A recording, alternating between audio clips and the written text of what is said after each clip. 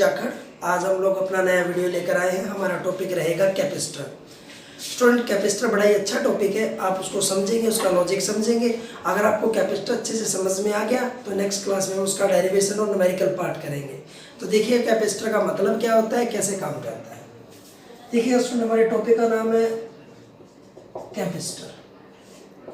Student, capacitor होता क्या है? आप लोगों ने पंखे का एक सेल देखा होगा, हम सेल बोलते हैं उसको। वो पंखे का सेल होता है, उसको हम लोग कैपेसिटर कहते हैं। तो उसमें हम लोग कहते हैं the device which is use to store the charge, उसको हम लोग बोलते हैं कैपेसिटर। लेकिन उसमें हम थोड़ी सी चीज और भी ऐड कर सकते हैं। It is use to smooth the pulse, it is use to smooth the pulse, इसको हम एग्जैक्ट कैपेसिटर बोलते हैं। तो चार्ज को स्टोर कर लें। देखिएगा student, it is the device which is used to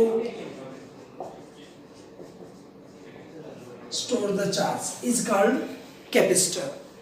याद रहेगा स्टूडेंट। और it is used to smooth the pulse, ये पल्स को स्मूथ करेगा, उसको हम लोग बोलते हैं कैपेसिटर। अब कैपेसिटर की जब बात होती है स्टूडेंट, सबसे मेन बात आती है कैपेसिटेंस। कैपेसिटेंस होता क्या है स्टूडेंट? हम एक सिंपल सी बात कहते हैं, कैपेसिटेंस होता है किसी चीज का गुण, किसी चीज की कैपेसिटी। जैसे मान लिया कि कोई बंदा, एक बंदा पैसे उड़ा रहा है, ठीक है ना, और कोई दूसरा बंदा उसके पैसे उठा रहा है, तो किसी बंदे में वो कितने पैसे उठा सकता है, उसकी जो प्रॉपर्टी होगी उसको हम लोग क्या बोल सकते हैं, उसकी कैपेसिटी कहलाएगी। तो इसी तरीके से जो पंखे का जो सेल होता है हमारे पास, वो पंखे का सेल चार्ज स्टोर करता है। तो किस हद तक कितने चार्ज स्टोर कर सकता है, उसकी कैपेसिटी को हम लोग, उसकी प्रॉपर्टी को हम लोग बोलते हैं कैपेसिटेंस। तो आपने याद रखना है कि it is the property in a device to store the charge, to store the charge. Student, दोनों में फर्क आपको समझ में आया? वो मशीन जो चार्ज को स्टोर करती है, इकट्ठा करती है, उस मशीन का नाम कैपेसिटर। और मशीन में ऐसा गुण कि वो चार्ज को स्टोर कर ले, प्रॉपर्टी, उसको बोलते हैं कैपेसिटेंस। देखिएगा स्टूडेंट, अब जो चार्ज स्टोर होता है वो हम ऐसे कहते हैं, कैसे? मैं इसको एक देसी एग्जांपल से आपको समझाने की कोशिश करूंगा, ध्यान से आप लोग देखिएगा। इसको मैंने वोल्टेज या पोटेंशियल मैंने नाम दे दिया। स्टूडेंट, हम लोग की छोटी सी बात कहते हैं, कई बार आपके घर में डिम लाइट आती है। जब आपके घर में डिम लाइट आती है तो आपके घर का पंखा बिल्कुल स्लो हो जाता है। जब आपके घर में लाइट एकदम तेज आती है तो आपके घर का पंखा और भी तेज चल पड़ता है। तो इसका मतलब ये हो गया, अगर वोल्टेज कम मिलेगी तो चार्ज कम स्टोर होंगे, अगर वोल्टेज ज़्यादा मिलेगी तो चार्ज ज़्यादा स्टोर होंगे, अगर वोल्टेज कम आएगी तो चार्ज कम स्टोर होंगे, तो पंखा आपका धीरे चलेगा। एग्जाम्पल के लिए हम लोग बात करें, समझा रहे हैं आपको। अगर हमारे पास वोल्टेज ज़्यादा आएगी तो चार्ज ज़्यादा स्टोर होंगे, तो हमारे पास पंखे की स्पीड बढ़ जाएगी। तो जितना ज़्यादा आप उसको वोल्टेज देंगे उतना ही ज़्यादा उसके अंदर हमारे पास चार्ज का फ्लो होगा, वो इकट्ठा करेगा चार्ज को, याद रखना है। स्टूडेंट, इस प्रोपोर्शनल को हटा के हम लोग लगा देते हैं सी, इसकी जगह हमने, इस सी का नाम क्या होता है, इसको हम लोग बोलते हैं प्रोपोर्शनैलिटी कांस्टेंट, हम लोग इसको बोलते हैं सी को, या इसका नाम होता है कैपेसिटेंस। आपको याद रखना है कैपेसिटेंस। अब स्टूडेंट, अगर ये कैपेसिटेंस हमें निकालना तो वी को कहाँ लेकर जाएंगे? वी डिवीजन में चला गया, तो इसका मतलब ये हो गया चार्ज, चार्ज के साथ हम लोग लिखेंगे स्टोर्ड, और ये रहेगा वोल्टेज या पोटेंशियल, इसको हम लोग बोलेंगे अप्लाइड। ये आपको दो बातें याद रखनी है। तो इसका मतलब स्टूडेंट, कैपेसिटेंस की एक परिभाषा और आ गई हमारे पास। कैपेसिटेंस की दूसरी परिभाषा क्या है, हमने कितना वोल्टेज दिया और उसने कितना चार्ज स्टोर किया। तो आपने याद रखना है कि it is the ratio of, ये रेशो है किस चीज का, कितना तो चार्ज स्टोर किया टू द गिवन वोल्टेज। अगर दोनों का रेशो हम लोग फाइंड आउट करेंगे तो उसको हम लोग बोलते हैं स्टूडेंट, आपको याद रखना, उसका नाम रहेगा हमारे पास कैपेसिटेंस। याद रहेगा। अब मैं इसको थोड़ा सा साफ कर देता हूं। अब स्टूडेंट, अगर हम लोग इसकी बात करते हैं तो गौर से देखिएगा, अभी हमारे पास एक दो बातें। अगर हम लोग इसकी यूनिट की बात करते हैं तो यूनिट आप कैसे बनाएंगे? यूनिट मैं यहाँ बना देता हूँ, यूनिट। स्टूडेंट, यूनिट आप जानते हैं चार्ज की यूनिट क्या होगी? कूलम यूनिट होगी। इसकी यूनिट क्या होगी? वोल्टेज की वोल्ट होगी, तो इसकी यूनिट रहेगी फैराड। फैराड बोल देते हैं हम लोग, देसी भाषा में लोग फैराड भी बोल देते हैं। तो याद रखना है 1 फैराड कितना होगा। अगर कोई मशीन या कोई डिवाइस, अगर हम उसको वोल्टेज कितनी दे 1 वोल्ट, और वो चार्ज कितने स्टोर कर ले 1 कूलम, तो उसकी कैपेसिटी क्या होगी 1 फैराड होगी। तो याद रखना है the capacity of a device is 1 farad if 1 coulomb charge is stored at a given 1 volt voltage। ये क्या कहता है, capacity of a device is 1 farad if 1 coulomb charge is stored at a given 1 volt voltage। अगर किसी machine को voltage 1 volt दे और वो 1 coulomb charge store कर लेती है तो उसकी कैपेसिटी हमारे पास क्या रहेगी 1 फैराड रहेगी, याद रखना है। स्टूडेंट अब हम इसकी बनाएंगे डायमेंशनल फॉर्मूला। देखिएगा मैं इसको साफ कर रहा हूँ यहाँ से।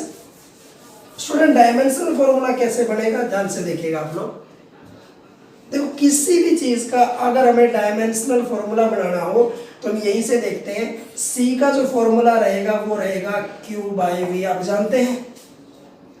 और स्टूडेंट वोल्टेज हमने इसको बोला पोटेंशियल को, इसका फॉर्मूला क्या था वर्क बाय चार्ज, आप जानते हैं इसका फॉर्मूला जो होता है V का W/Q होता है। मैंने फॉर्मूला पुट कर दिया, ये पलट के ऊपर जाएगा तो Q² हो जाएगा और नीचे W हो जाएगा, वर्क डन। अब आप जानते हैं चार्ज का क्या रहेगा A1T1, स्क्वायर है तो स्क्वायर कर देंगे। अब स्टूडेंट वर्क, दुनिया का कोई भी वर्क हो, दुनिया का कोई भी काम हो और दुनिया में कोई भी एनर्जी ऊर्जा हो, सब का डायमेंशनल फॉर्मूला m1L2T-2 ये होता है। अब आप इसको टोटलिंग करेंगे, मल्टीपल करेंगे, ये पावर की पावर से मल्टीपल करोगे, फिर पावर की पावर से मल्टीपल करोगे, याद रहेगा। इसको ऊपर लेके जाएंगे तो सिंबल सारे चेंज हो जाएंगे, -1 -2, ये ऊपर जाके प्लस हो जाएगा। अब आप टोटल करेंगे तो क्या होगा देखिएगा, ये m-1, दूसरा देखिएगा उसके बाद l हमारे पास दूसरा कहीं नहीं है, l-2, T2 और T2 कितना हो जाएगा T4 और a की पावर a की 2। ये हमारे पास स्टूडेंट रहेगा डायमेंशनल फॉर्मूला। ये हमारे पास छोटा सा टॉपिक था जिसको हम लोग बोलते थे कैपेसिटेंस, याद रहेगा आपको। उसके बाद स्टूडेंट जो अगला टॉपिक हमारा रहेगा बड़ा थ्योरेटिकल कंसेप्ट है, मैं आपको उसको समझाऊंगा, देसी भाषा में आपने समझना है, आपने उसको अपनी खुद की लैंग्वेज में लिखना है। वो हमारे पास टॉपिक रहेगा कि कैपेसिटी जो होती है हमारे पास पैरेलल प्लेट के, जो हम लोग बोलते हैं पैरेलल प्लेट कैपेसिटर या हम लोग बोलेंगे स्फेरिकल कैपेसिटर, किसी भी तरह का कैपेसिटर हो, अब मैं उसका प्रिंसिपल आपको बनाना सिखाऊंगा, आप गौर से देखिएगा। स्टूडेंट अब हम लोग बात करते हैं principle of the capacitor. Principle of capacitor, देखिए स्टूडेंट ध्यान से रखना है, प्रिंसिपल ऑफ कैपेसिटर हमारे पास क्या कहता है। सबसे पहले मैं आपको बता दूं, जो कैपेसिटर का प्रिंसिपल होता है ना, वो बिल्कुल समझने की बात होती है, बिल्कुल आपको उसका मैनुअल समझना है कि प्रिंसिपल हमारे पास क्या कहता है। मैं उसको देसी भाषा में आपको समझाऊंगा, आप उसको अपनी भाषा में लिखेंगे, ठीक है ना। देखिएगा कैसे प्रिंसिपल क्या कहता है कैपेसिटर का। स्टूडेंट मैंने आपके सामने यहाँ लिखा, ये एक छोटी सी बात जिसको मैंने बोल दिया यहाँ पे ए और ये बी। हमारे पास 2 प्लेट ले लिया हमने, एक प्लेट का नाम ए है, दूसरी प्लेट का नाम हमारे पास क्या रहेगा बी रहेगा। तो स्टूडेंट जो ये ए प्लेट है ना, इसको हमने चार्ज दे दिया पॉजिटिव। कैसा चार्ज दे दिया पॉजिटिव। और स्टूडेंट हमारे पास जो प्लेट बी है, ये प्लेट न्यूट्रल है। बी प्लेट कैसी है, ये न्यूट्रल प्लेट है, याद रखना है। प्लेट ए जो रहेगी पॉजिटिव और बी कैसी प्लेट रहेगी न्यूट्रल, कोई चार्ज नहीं है। अब चार्ज बाय इंडक्शन, देखिएगा इंडक्शन क्या होता है, इंडक्शन जिसको हम लोग बोलते हैं charge by induction. Student charge by induction, physics में इंडक्शन शब्द का मतलब होता है एक चीज का इफेक्ट दूसरे पे आना, या एक चीज के इफेक्ट से, एक चीज के प्रभाव से दूसरे के ऊपर कोई असर आना, उसको हम लोग इंडक्शन फिजिक्स में बोलते हैं। तो यहाँ हमें क्या करना है, इस चार्ज का इफेक्ट से हमें यहाँ पोलैरिटी बनानी है, चार्ज बनाना है। ये न्यूट्रल है तो इसके पास दोनों तरीके के चार्ज है। ये पॉजिटिव चार्ज क्या करेंगे, इसके नेगेटिव चार्जेस को तो अट्रैक्ट करेंगे, तो अट्रैक्शन की वजह से इसके इनवर्ड अंदर की तरफ कैसा चार्ज होगा नेगेटिव, लेकिन आउटवर्ड कैसा चार्ज होगा बाहर की तरफ, रिपल्सन की वजह से पॉजिटिव चार्ज रहेगा। पहले प्लेट न्यूट्रल थी, लेकिन इसके एक तरफ हमने कैसा काम किया, नेगेटिव, जो हमारे पास प्लेट के एक तरफ नेगेटिव आ गया, दूसरी तरफ हमारे पास कैसा हो गया, पॉजिटिव। अब इसको मैं क्या करूंगा, अब मैं इसको ग्राउंड कर देता हूं, मैं इसको ग्राउंड से कनेक्ट कर देता हूं, मैं इसको धरती से कनेक्ट कर देता हूं, तो स्टूडेंट क्या होगा, ये पॉजिटिव चार्ज जितने भी है ना वो सारे कहाँ चले जाएंगे, सारे पॉजिटिव चार्ज धरती में ट्रांसफर हो जाएंगे, ग्राउंड में चले जाएंगे। अब हमारे पास इस प्लेट पे सिर्फ कैसा चार्ज बचा, नेगेटिव चार्ज बचा, इस पे कैसा चार्ज बचा, पॉजिटिव चार्ज बचा। तो याद रखना ये हमारे पास कैपेसिटर की हमारे पास मैनेजमेंट रहेगी। और इनके बीच में हम लोग डाइलेक्ट्रिक मीडियम की बात करेंगे, डाइलेक्ट्रिक मटेरियल की बात करेंगे, वो हमें इनके बीच में रखना पड़ेगा स्टूडेंट। तो हमारे पास जो कैपेसिटर रहेगा वो क्या रहेगा, दो प्लेट्स होती हैं, एक को पॉजिटिव पोलैरिटी, उसके इंडक्शन के इफेक्ट से दूसरे पे रहेगा नेगेटिव पोलैरिटी, और दूसरी प्लेट को हम लोग ग्राउंड कर देंगे और उन प्लेट्स के बीच में हम लोग डाइलेक्ट्रिक मटेरियल का यूज करेंगे। तो स्टूडेंट हमारा कैपेसिटर तैयार हो जाएगा। ये प्रिंसिपल होता है हमारे पास कैपेसिटर को तैयार करने का, ये बात आपको याद रखनी है, ध्यान रहेगा स्टूडेंट। हम लोग बात कर रहे थे, हमारा था जो कैपेसिटर का प्रिंसिपल था हमारे पास ही। अब लेकिन यहाँ हम लोग एक चीज बार बार लिख रहे थे स्टूडेंट कि यहाँ हम लोग एक ऐसे मटेरियल का यूज करते हैं जिसको हम लोग बोलते हैं डाइलेक्ट्रिक, ठीक है ना। अब ये डाइलेक्ट्रिक क्या होता है स्टूडेंट, मैं आपको ये बताने जा रहा हूँ, गौर से देखिएगा, बड़ी इंपॉर्टेंट बात है डाइलेक्ट्रिक, फिर हम कैपेसिटर की किसी भी सवाल का जवाब दे सकते हैं स्टूडेंट। वैसे तो हमारे पास हम लोग यूं कहते हैं डाई इलेक्ट्रिक, और स्टूडेंट यहाँ मैं लिखता हूँ इंसुलेटर। एक जनरल स्टडी हमारे पास ये कहती है इंसुलेटर एक ऐसी डिवाइस कह सकते हैं, एक ऐसा मीडियम कह सकते हैं, एक ऐसी बॉडी कह सकते हैं जो अपने अंदर से करंट और चार्ज को पास नहीं होने देता। बिल्कुल स्टूडेंट, मैं आपको देसी भाषा में इनमें फर्क समझा रहा हूँ, आप कंसेप्ट समझिएगा। एक ऐसी डिवाइस, ऑब्जेक्ट या बॉडी जो अपने अंदर से चार्ज को क्रॉस ना होने दे, करंट को क्रॉस ना होने दे, उसको हम लोग बोलते हैं इंसुलेटर। कैसे, ये कोई चीज़ है हमारे पास, हम इसके यहाँ चार्ज रखेंगे तो ये चार्ज इधर क्रॉस नहीं करेंगे, ना तो करंट क्रॉस करेगा ना चार्ज क्रॉस करेगा, उसको हमने नाम दे दिया इंसुलेटर। लेकिन बहुत सी जगह हम लोग क्या कहते हैं, डाइलेक्ट्रिक भी एक ऐसा मीडियम है जो अपने अंदर से ना तो करंट को पास होने देगा ना चार्ज को पास होने देगा, उसको डाइलेक्ट्रिक बोलते हैं। इसका मतलब क्या हुआ, दोनों में कोई फर्क ही नहीं है, इसका मतलब दोनों सेम हुए। लेकिन स्टूडेंट फर्क है, वो फर्क क्या है, अगर इंसुलेटर के पास मैं कोई चार्ज रख दूं तो कोई फर्क नहीं पड़ता, लेकिन डाइलेक्ट्रिक के पास अगर मैं कोई चार्ज रखूंगा तो इसके अंदर के चार्ज क्या होंगे, रीअरेंज हो जाएंगे, एक तरफ माइनस और एक तरफ प्लस। मैं मानता हूँ ये चार्ज क्रॉस नहीं करेंगे, विद इन लिमिट की बात हो रही है, एक लिमिट तक ये चार्ज क्रॉस नहीं करेंगे, लेकिन इनके इफेक्ट से इसके अंदर का चार्ज रीअरेंज होगा। तो याद रहेगा स्टूडेंट, आप डेफिनेशन लिखते हैं, it is the body object which does not allow the passage of current and charge through itself।